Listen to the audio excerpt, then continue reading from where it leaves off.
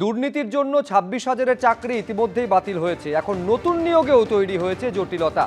OBC সংরক্ষণ নিয়ে জটিলতা, এবার সুপ্রিম কোর্টের কাছে সময় চায় এসএসসি। আরো বিস্তারিত আমরা এই নিয়ে জানবো। কৃষ্ণেন্দু অধিকারী আমাদের প্রতিনিধি রয়েছেন ফোন লাইনে। তার মানে কৃষ্ণেন্দু, শুধু নতুন নিয়োগ নয়, যারা সুপারিশপত্র পেয়েছেন তাদের নিয়োগও পর্যন্ত আটকে গেল। তাহলে কেন এরকম একটা পরিস্থিতি তৈরি হলো? দেখো, তুমি জানো যে দুর্নীতির জেরে 26,000-এর চাকরি বাতিল হয়েছে এবং সুপ্রিম কোর্ট একটা ডেডলাইন বেঁধে দিয়েছিল যে যারা যোগ্য তারা চাকরি করতে পারবেন, বেতন পাবেন, কিন্তু সেটার শেষ দিন হবে 31 আগস্ট, অর্থাৎ এ মাসের শেষ দিন। এ মাসের শেষ দিনের আগে সমস্ত নিয়োগ প্রক্রিয়া সম্পন্ন করতে হবে। পুরনো সরকারের আমলে বা বিগত সরকারের আমলে যে দুর্নীতি, তারপরে নতুন করে পরীক্ষা, নতুন করে নিয়োগ প্রক্রিয়া শুরু হয়েছিল, কিন্তু নতুন করে এই যে সংরক্ষণ নীতি, এই সংরক্ষণ নীতির জেরে আবার নতুন করে জটিলতা তৈরি হয়েছে। স্বাভাবিকভাবে প্রশ্ন উঠছিল যে এই সময়সীমার মধ্যে সরকার কিভাবে নিয়োগপত্র সম্পন্ন করতে পারবে। আজকে স্কুল সার্ভিস কমিশন তাদের অবস্থান স্পষ্ট করেছে এবং স্কুল সার্ভিস কমিশন জানিয়েছে, কার্যত বুঝিয়ে দিয়েছে যে এই 31 আগস্টের মধ্যে নিয়োগ প্রক্রিয়া সম্পন্ন করা কোনো মতেই সম্ভব নয়। সুপ্রিম কোর্টের কাছে তারা সময় চাইবে।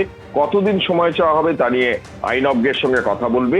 এবং তুমি যেটা বলছিলে যে ইতিমধ্যে যারা চাকরির সুপারিশপত্র পেয়ে গেছেন, যারা নিয়োগপত্র পাওয়ার কার্যত দোরগোড়ায় দাঁড়িয়ে আছেন, তাদেরও যে বিষয়টা বিবেচনা করা হবে। তুমি জানো যে বিগত তৃণমূল জমানায় 17% ওবিসি সংরক্ষণ ধরে এগিয়ে আসা হয়েছিল, কিন্তু বর্তমান সরকার সেটা 7%-এ নামিয়ে এনেছে। এই যে দুটো সরকারের আমলে ওবিসি সংরক্ষণ যে ভিন্নতা, এর ফলে নিয়োগ প্রক্রিয়া নিয়ে নতুন করে আবার জটিলতা তৈরি হয়েছে। জটিলতা মানে সময় সাপেক্ষ সেটা, এবং সেই সময় সাপেক্ষ হওয়ার ফলে বর্তমান যে সময়সীমা, অর্থাৎ এই মাসের শেষ দিন, সেই শেষ দিনের মধ্যে নিয়োগ প্রক্রিয়া শেষ করা সম্ভব হচ্ছে না। এবং কতদিন সময় চাইবে সুপ্রিম কোর্টের স্কুল সার্ভিস কমিশন, সেটা আইনজ্ঞের সঙ্গে কথাবার্তা চলছে। এবং যারা ইতিমধ্যে সুপারিশপত্র পেয়েছেন তাদের নিয়োগ নিয়েও একটা সংশয় তৈরি হয়েছে, কি নীতিতে তারা নিয়োগপত্র পাবেন, তাহলে কি নতুন করে প্যানেল হবে। এবং গোটা বিষয়ের মধ্যে যেটা স্কুল সার্ভিস কমিশন জানাচ্ছে যে আইনজ্ঞের সঙ্গে কথা চলছে এবং সুপ্রিম কোর্টে সময় চাওয়া হবে সুপ্রিম কোর্টে। এবং পাশাপাশি গতকালই যেন মধ্যশিক্ষা পর্ষদ যে ভেরিফিকেশন বা যে নথি পরীক্ষার যে রুটিন দিয়েছিল, সেটা পর্যন্ত স্থগিত রাখা হয়েছে এবং সেই স্থগিত রাখাই বহাল থাকছে। ধন্যবাদ কৃষ্ণেন্দু। রিক্রুটমেন্টে কাজ চলছে, আমাদের স্টেট লেভেল সিলেকশন টেস্ট 2025-এ কাজ চলছে। এরতে খুব দ্রুত গতিতে কাজ করার পরিকল্পনা নিয়েছি। যত তাড়া করে হোক the recruitment process will be completed. আমরা অনারেবল সুপ্রিম কোর্টের ডাইরেকশনে ওটা করা হচ্ছে as per orders from time to time.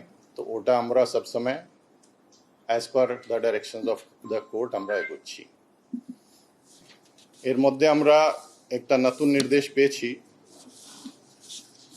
7th অগস্টে আমাদের BCW ডিপার্টমেন্ট থেকে regarding the rosters that would be applicable. তো ওটা আমরা আমাদের যে অ্যাডভোকেট আছেন এবং টেকনিক্যাল আছেন ওদের আমরা ডাইরেকশন সিক করেছি, ক্লারিফিকেশন চাইছি। এবং ওর জন্যে আমাদের যে কাউন্সিলিং ছিল 14th আগস্ট থেকে, as per rules and as per guidance of our technical team, ওটা আমরা এগোবো। তো এটা এখন অবধি যে প্রসেস আছে।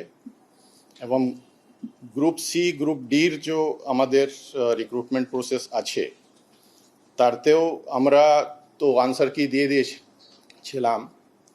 তো ওদের আবার আমরা চেষ্টা করছি কি বিফোর পূজাস ও আমরা ওদের যাতে রেজাল্ট বার করতে পারি। ওবিসি রিজার্ভেশন নিয়েই চাকরি পেয়েছিল তৎকালীন সময় শিক্ষাকর্মীরা। শিক্ষকদের ক্ষেত্রে 31 আগস্ট পর্যন্ত চাকরি আছে। রাজ্য সরকার অতি দ্রুত সুপ্রিম কোর্টে এক্সটেনশনে যাক এবং এক্সটেনশনে গিয়ে তারা ক্লারিফিকেশনও চাইতে পারে। SLST 2 2025 নামক যে পরীক্ষা হয়েছে, সেই পরীক্ষায় অংশগ্রহণকারী 2016 সালে যারা ছিলেন তাদেরকে অ্যাফোরশেড পোস্টে আলাদা করেও নিয়োগ দেওয়া সম্ভব। সেই বিষয়ে তারা ক্লারিফিকেশন চাইতে পারেন। সুতরাং আজকের যে ওবিসি সংক্রান্ত বিষয়ে যে নোটিফিকেশন, সেই নোটিফিকেশনের পরিপ্রেক্ষিতে আমাদের সুস্পষ্ট বক্তব্য, এসএলএসটি 1 এবং আরএলএসটি 3 তাদের যে কোনো মূল্যে যোগ্য চাকরি ফেরাতে হবে। আমরা রাজ্যের মুখ্যমন্ত্রীকে করজোড়ে নিবেদন করছি যে স্যার আপনি আমাদের বাঁচান। আগের সরকারের যে পাহাড় প্রমাণ দুর্নীতি, তার জন্য আমরা আমাদের যোগ্যতায় পাওয়া চাকরিটা হারিয়েছি। সুপ্রিম কোর্ট এই মাসের 2026 সালের 31শে আগস্ট পর্যন্ত সময় দিয়েছিল পুরো নিয়োগটা সম্পন্ন করার জন্য, কিন্তু বিভিন্ন কারণের জন্য সেটা হয়ে ওঠেনি। তারপরে ওবিসি মামলার জন্য গতকাল মধ্যশিক্ষা পর্ষদ থেকে পুরো প্রসেসটা স্থগিত রাখার জন্য একটা নোটিশ দেওয়া হয়েছে। যদি 31শে আগস্টের পর আমাদের বেতন বন্ধ হয়ে যায়, আমরা কিন্তু সব শেষ হয়ে যাব। আমাদের বেতন যাতে কোনোভাবেই বন্ধ না হয়, কারণ আগস্টের মধ্যে এই নিয়োগ করা কার্যত অসম্ভব।